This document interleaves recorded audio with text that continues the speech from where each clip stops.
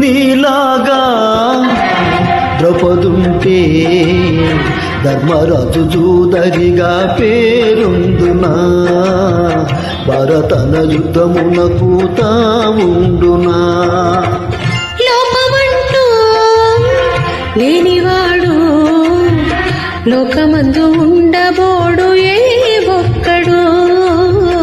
తప్పు దిద్దుకున్నవాడే ఆ దేవుడు నీ సహనానికి నా బాష్పాంజలి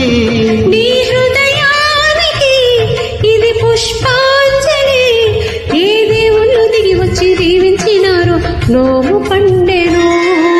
కొండకోన పాలైన సీతమ్మ మదిలోన కోపమేల రాలేదు రామయ్య పైన రాయల్లే ఉన్నా